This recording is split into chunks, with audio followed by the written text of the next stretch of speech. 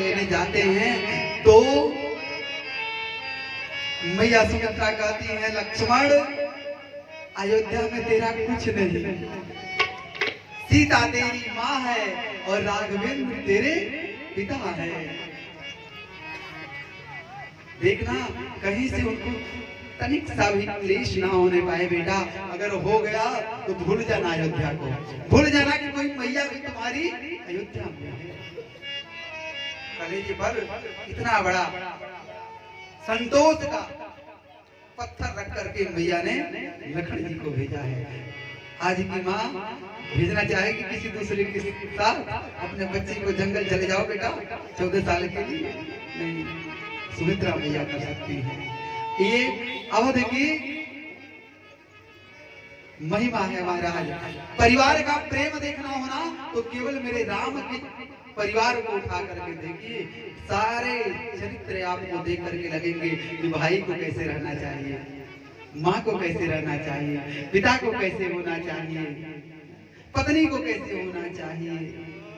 जानकी मैया ने आपके सामने सारे चरित्र को चरितार्थ किया। उर्मिला ने, लक्ष्मण जी सोचे थे कि उर्मिला मेरे मार्ग की बाधक बनेगी, लेकिन जब गई तो उर्मिला ने दिया जला करके पहले से ही रख लिया है।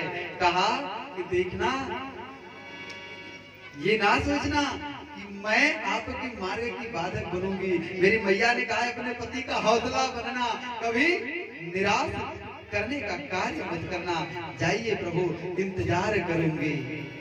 आप ये ना सोचिएगा कि बन आपको हुआ है, बन तो मेरा हुआ है, तपस्या मैं करूंगी, आप वहां करना, मैं यहाँ करूंगी।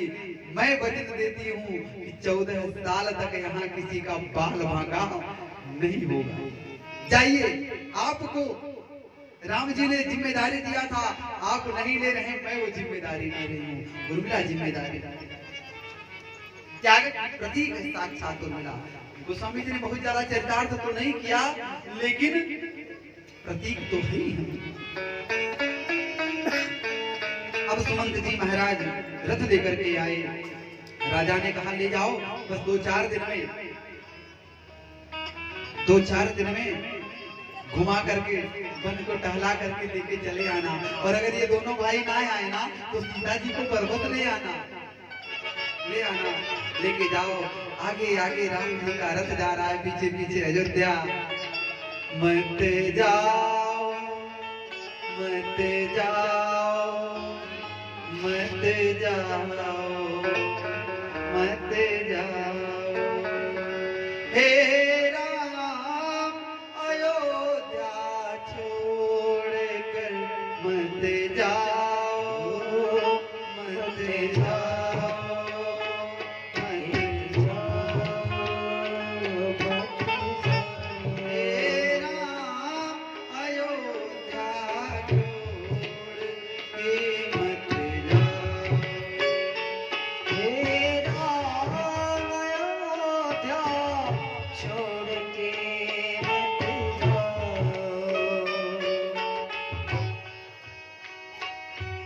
समय आगे बढ़ रहा है। राम जी पहली रात तामस नदी के तट पर बिताया। दोपहर रात बीत गई। राम जी ने कहा प्रजा सो रहे हैं, देखना एक काम करना सुमंत जी, रथ के पहिया का जो निशान बन रहा है रास्ते में ना, ऐसा कुछ करो जुगाड़ निशान लगना मिट जाए। और ये सो रहे हैं, इनको आराम मिला है थोड़ा सा, अब चुपके से चले चले। और दोपहर रात बीतने पर ही राम जी निकल जाते हैं। जब लोगों की आंख खुलती है, देखते हैं न राम न रथ, और वो निशान खोज रहे रथ के पहिए का, तो नहीं दिख रहा।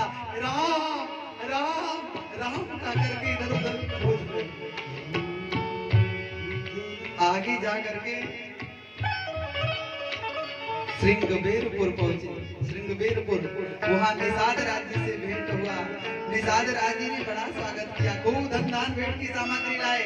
महाराज चलिए हमारे घर। राम जी ने कहा नहीं, पिताजी ने कहा है वन में रहने के लिए, घर में रहने के लिए नहीं, गांव में रहने के लिए नहीं।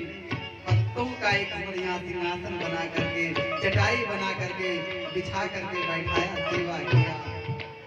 कहने लगे अयोध्या के राजा के विषय में, गलती देने लगे, दोष देने लगे। लक्ष्मण जी ने कहा कि नहीं, ये जो कुछ हुआ है इसमें किसी का कोई दोष नहीं है।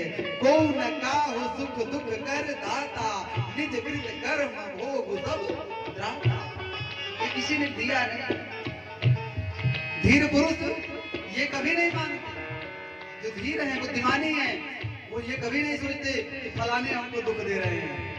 सब कुछ देने वाला, सब कुछ करने वाला विधाता है। इसलिए खूब ज्ञान दिया लक्ष्मण जी ने। सारा संसार जो मोह माया के चक्कर में सो रहा है वो ऐसा समझता है, निषाद राज वो ऐसा बात करता है। जो जाग रहे हैं ना, वो कदापि ऐसी बात करते ही नहीं है। जो जागते हैं वो ऐसी बात कभी करेंगे ही नहीं। कैसी बात?